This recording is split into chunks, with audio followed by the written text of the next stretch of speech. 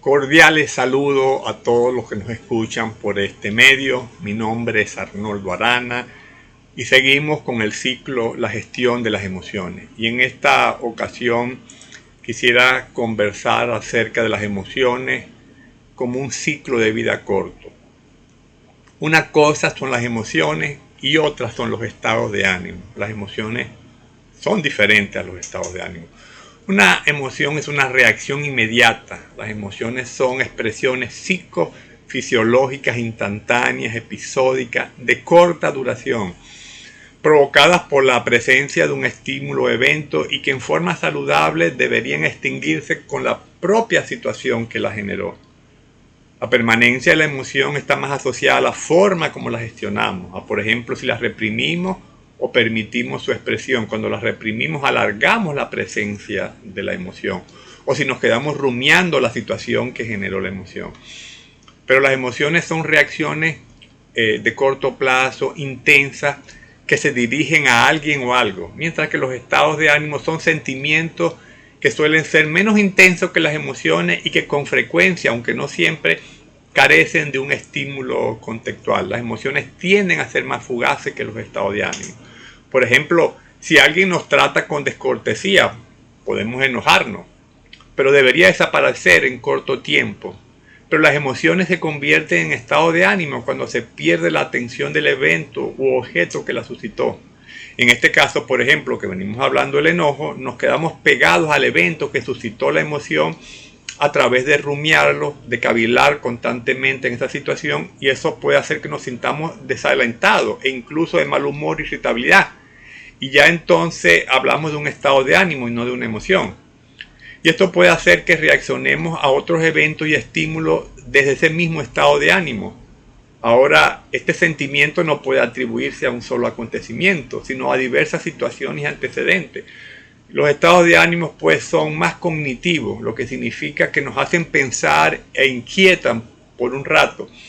Los estados de ánimo son pues emociones que se instalan a partir de la presencia de las emociones a través del tiempo y no dependen de un acontecimiento específico, sino que diversos acontecimientos, a veces ligados a nuestro pasado y a nuestra historia de vida, como traumas, experiencias tóxicas, aprendizaje, han influido para que la persona esté dando una respuesta emocional rígida, poco adaptativa. Entonces, la rabia, por ejemplo, puede convertirse en mal humor o irritabilidad permanente. Hablamos entonces de una condición de permanencia de la emoción en el tiempo. Y esto es un estado, una forma de permanecer, de estar, cuya duración puede tender a ser prolongada y que repercute sobre el resto de nuestro mundo psicológico. Por el contrario, el funcionamiento de las emociones es de carácter transitorio y de ciclo limitado y corto en el tiempo. Y una vez que su misión ha concluido, se debería agotar con la propia situación que la generó. Eso es lo sano.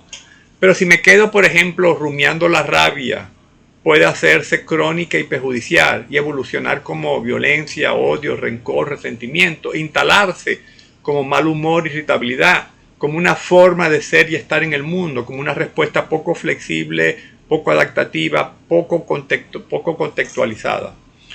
Otra forma de alargar la presencia de la emoción en nuestra vida es la represión emocional. Cuando el ritmo natural de las emociones se interrumpe, reprime o alarga porque racionalizamos la emoción, la reprimimos o negamos la emoción, entonces violentamos un proceso adaptativo y la emoción sufre una metamorfosis negativa.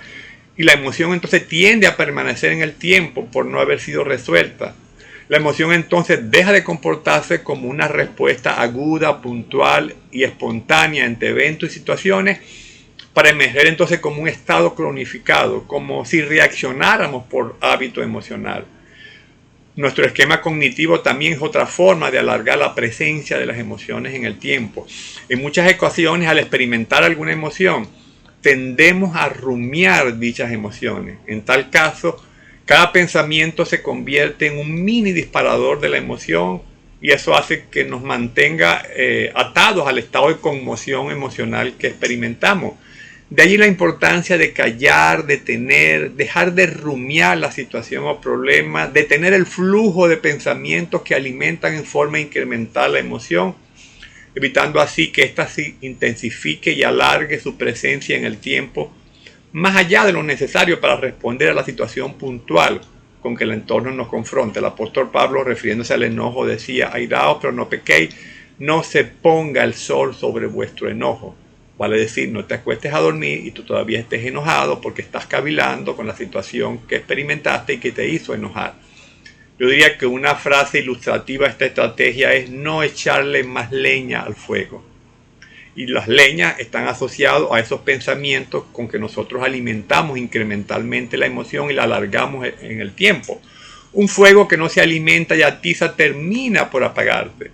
Se requiere entonces poner en paréntesis ese monólogo interno, esos pensamientos que alimentan y construyen las razones y las justificaciones en formas de argumento y que refuerzan y mantienen activo, es decir, que alargan el estado de conmoción emocional. Para reflexionar quisiera dejar algunas preguntas. ¿Cómo gestionas tus emociones? ¿Tiendes a pasar de las emociones a los estados de ánimo con facilidad?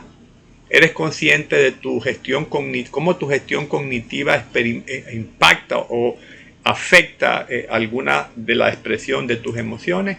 Hasta el próximo encuentro.